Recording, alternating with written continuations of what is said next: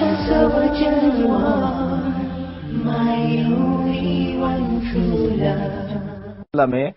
আমি যেহেতু রিসার্চ করেছি, আলহামদুলিল্লাহ তাহকিক করেছি, আমার তাহকিক অনুযায়ী হাদিসের মধ্যে রাসূল পাক সাল্লাল্লাহু আলাইহি ওয়াসাল্লাম বলেছেন, কান আপনার এই গর্দন আছে না, আমাদেরকে যেটা গর্দন বলা হয়, গর্দনার সাথে মিলাবে, কান্দার সাথে মিলাবে, হাঁটুর সাথে মিলাবে, ঘন্টার সাথে মিলাবে, পার সাথে মিলাবে।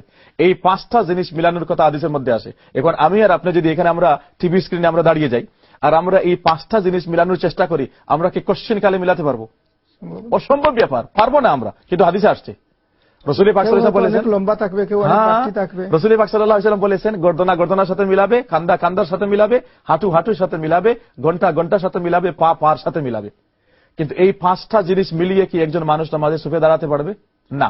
এজন্য দরকার হলো যে এই সম্পর্কে মুহাদ্দিসিনে কেরাম আর ফুকাহায়ে কেরাম কি ব্যাখ্যা দিবেন সেই ব্যাখ্যাকে গ্রহণ করা। এজন্য আসেন ওই হাফিজ ইবনে হাজার আল আসকালানী রাহমাতুল্লাহি আলাইহির কথা।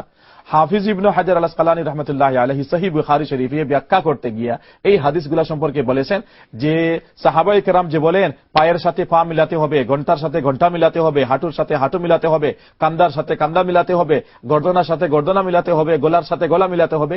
এটার মানা ব্যাখ্যা হলো যে সাহাবায়ে কেরাম বলতেছেন, উনার ভাষায় হইল মুবালেগা মানেই হলো সাহাবায়ে কেরাম তাকিদ করতেছেন, এমফাসাইজ করতেছেন যে নামাজে এমন ভাবে দাঁড়াবে যেন মধ্যখানে কোনো ফাঁক থাকে না, আর এমন ভাবে দেখা যায় যে তোমার গলা অন্যের সাথে গলায় মিলে গেছে, তোমার গর্দনা অন্যর গর্দনার সাথে মিলে গেছে, তোমার হাঁটু অন্যর হাঁটুর সাথে মিলে গেছে, তোমার ঘন্টা অন্যের ঘন্টার সাথে মিলে গেছে, তোমার পা অন্যের পায়ের সাথে মিলে গেছে।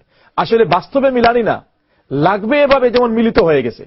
কারণ যদি আপনি দেখেন এখন আজকাল কি আপনি তো মাশাআল্লাহ একটা জিনিস নিয়ে আসলেন না, মানে সুবহানাল্লাহ, বিস্তারিত আলোচনা করলে ঘন্টার পর ঘন্টা এই বিষয় নিয়ে আলোচনা করা যাবে। যে যারা আপনারা এভাবে বেশি ফাঁক করে দাঁড়ান তারা মনে করেন যে একটা উত্তম কাজ করতেছেন। নামাজি যাদের পাশে উনি দাঁড়িয়েছেন উনার সাথে উনি পা মিলাইতেছেন, আর মাঝখানে যে ফাঁকটা আছে সেটাকে উনি পরিপূর্ণ করতেছেন। কিন্তু আমার ভাই একটা উল্লেখযোগ্য বিষয় উনি খেয়াল করেন না, সেটা হলো যে উনি যখন এভাবে ফাঁক খুলে দাঁড়ান, উনার দুনো পায়ের মধ্যখানে যে জায়গাটা এত বড় হয়ে গেল, এই জায়গাটা ফিল হবে কিভাবে? আবার এইদিকে তো ফাঁক হয়ে গেল। আর এই যে ভাবে দাঁড়ানো হয় না মাঝে আপনার এরকম দুনো পা মেলে, এটা আপনার একটা তবেই, এটা যে ন্যাচারাল স্ট্যান্ডিং পজিশন আছে, এই ন্যাচারাল স্ট্যান্ডিং পজিশনে আপনার পরিপন্থী। কোরআনে আল্লাহ পাক রব্বুল আলামিন আমাদেরকে যে বলেছেন সেটা হলো ওয়াকুমু লিল্লাহি কানিতিন, আল্লাহর সামনে দাঁড়াবে আদবের সাথে, ইহতিরামের সাথে। এখন আমি আপনার সাথে দাঁড়ালাম, আমার দুনো পা এরকম খোলা, আপনি আমার দিকে যখন দৃষ্টি করবেন উনি বলবেন দেখতে দেখা যায় হুজুর মানুষ, কিন্তু একটু কি আদব কায়দা নাই যে একজন মানুষের সামনে কিভাবে দাঁড়াতে হবে? আর আমি আল্লাহ আহকামুল হাকিমিনের সামনে আমি দাঁড়ালাম আর আমার দুটা পা এরকম ভাবে খোলা যে আমার দুনো পায়ের মধ্যখান দিয়ে একটা গরু চলে যেতে পারবে। আল্লাহু আকবার। আর আমি মনে করি যে আমি একটা উন্নত কাজ করতেছি, একটা উচিত কাজ করতেছি। আসলে এটা না। হাফিজ ইবনে হাজার আসকালানী রাহমাতুল্লাহি আলাইহি যে ব্যাখ্যা দিয়েছেন, হাফিজ বদরুদ্দিন আল আইনি রাহমাতুল্লাহি আলাইহি, উনার দুজনই বুখারী শরীফের ব্যাখ্যাকারী। ওনারা যে ব্যাখ্যা দিয়েছেন সেই ব্যাখ্যাটাকে নিতে হবে। এখানে সাহাবায়ে কেরাম শুধু এটাই বোঝানোর চেষ্টা করেছেন যে মুবালাগা মানে এমফাসাইজ, নামাজে এভাবে দাঁড়াবে যেন দেখার মতো দেখা যায় যে মধ্যখানে কোনো ফাঁক নাই। তো আমরা এই বিষয় নিয়ে আমরা আলোচনা ইনশাআল্লাহ অন্য একদিন শুধু এই বিষয় নিয়ে আমরা আলোচনা করবো, অসুবিধা নাই। তো আজকে আমরা আবার ফিরে আসি আমাদের যে আলোচ্য বিষয় হচ্ছিল সেটা যে আমরা